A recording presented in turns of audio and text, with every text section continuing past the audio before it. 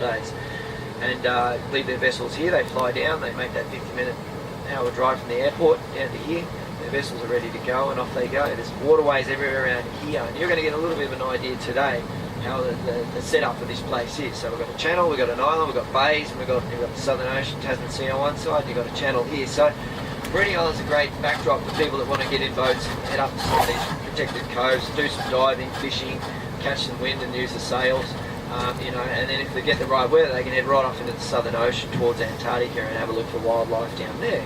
So these are here, a major area, and a couple of our skippers have got their boats here through here. They sail every Wednesday night, competition based out of here with their sailboats, but they've also got power boats that they go fishing with. Now, up until the early 80s, they dredged this place pretty hard for the scallops. Does anyone know what scallops are? Tasty little morsels that live on the ocean's floors of Australia, not only here, I assume they're in other countries.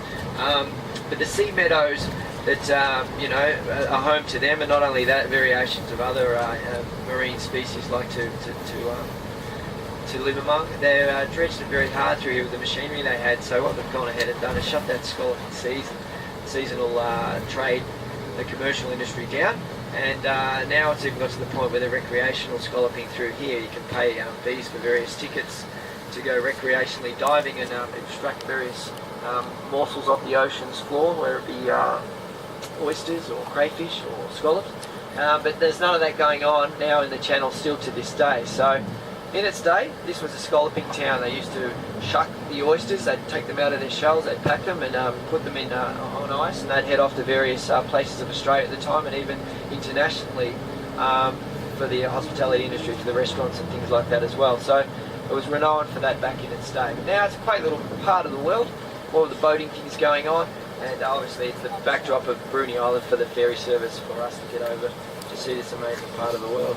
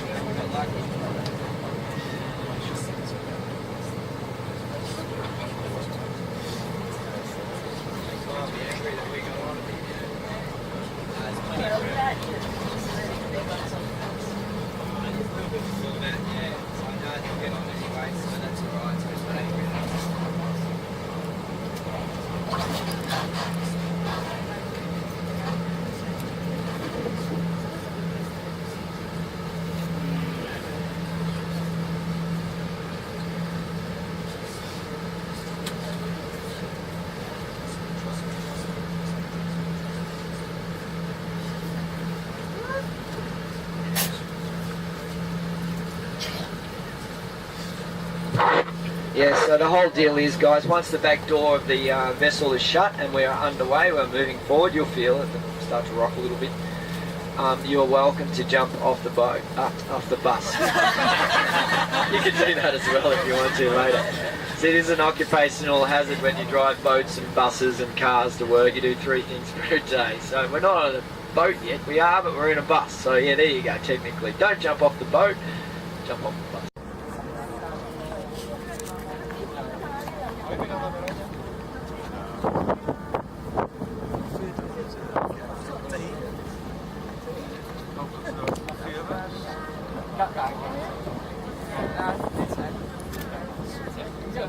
Started the next journey for us, heading on down to Adventure Bay. So as I mentioned earlier, everyone, we've roughly got a 20-minute drive from here, and we're going to go for a walk.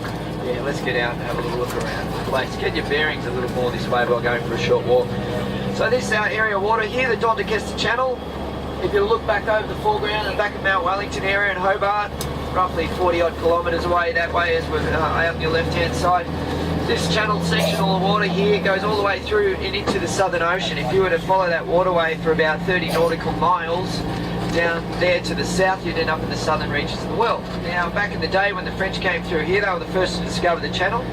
Bruny Dec, the Bruny Island, in remembrance of the name of the gentleman that discovered this passageway through here, Dec with a surname. That gentleman himself, in remembrance of his name, had a bit to do with this place where we are right now. Now, La Perouse was an expedition that was here in the southern reaches of the world. Captain Bruny was sent down under the command of the French at the time to try and find this gentleman they hadn't seen for 3 years. He got blown across the Southern Ocean and ended up in this passage of water and came out the other end. Now, it was at this stage where he thought, wait a minute, there was land on the right of me and there was mainland sectional land here on the left. I thought I was in Antarctica, but I'm not. I'm here on an island mass. So they went and explored over the next 2 weeks or so, circumnavigated the part of the world and realised that we were an island. So similar to what happened to the mainland with Bass and Flinders on their expeditions. But the remnants of their names comes to the island names that we look at. Now, we've got to get moving. What I have to say down there, you've got the salmon farms. Now, for those of you today that ordered salmon on your rolls, most likely, this is where they, part of their life span was put forth down here in these salmon pens that you see. So they're Atlantic salmon. They come from the eastern side of Canada, and the regions over there up the northeastern area of that region of the world. They've introduced them down into these parts of the world, and for the fact that the fish farming industry brings billions of dollars, to the economy and the money for the Tasmanian state. Now, down here, pretty much they introduce the fish as what we call a yearling at about 5 centimetres in length. Now, they're grown in the highlands of Tasmania, in oxidated water of the highlands through their pens, their areas where they actually grow. Then they bring them and transport them via road train or big buses in oxidated pens, and they bring them out here, float them over on barge boats and release them into the waterways. Due to the reason of the water temperatures and the current flows that move through here, very similar to the natural environment where they are native in Canada, introduced to Australia. Down here they can grow, and they introduce the stock feed for them, and pretty much that 5 centimetres that they are when they're introduced down here, for the next 12 to 18 months they're going to be 2 to 3 kilos of weight mass.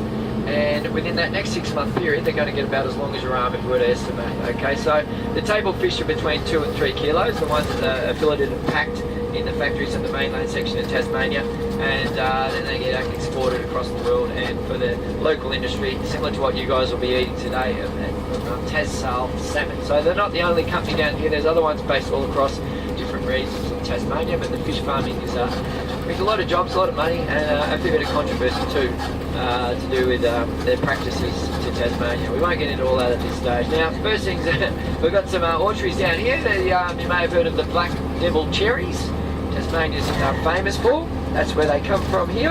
And a place called Leaveston, down in the Channel Country South, pretty much where we were driving then. You can actually get yourself down there if you were to follow that link line and come sort of west and end up on another highway link. But down here, they've just started to blossom those lovely cherries, and when they become about 34 to 36 centimetres wide, the Black Devil cherries, if they are unblemished, they do not have any marking, and they're of fine quality and shape, and they meet the demands for the high-end restaurants over in China. They will go in the restaurants. If you were to head over to China and eat a fancy dessert with these full cherries on board a plate, you would pay up to $1.20 a cherry. So in the last 15, 18 years of existence, these orchards have been growing here on Bruny Island. The industry's expanded, and cherries also get grown obviously over on the mainland section of Tassie in the south. The right climate, right sort of temperatures, but they need the summering breezes to dry the content of that cherry out. So generalising, in the next 3 weeks, we'll be up towards January. There'll be a harvest happen here where we'll have people out picking the cherries, packaging for the overseas market. China and China and US of A are the two major import zones for the Black Devil cherries.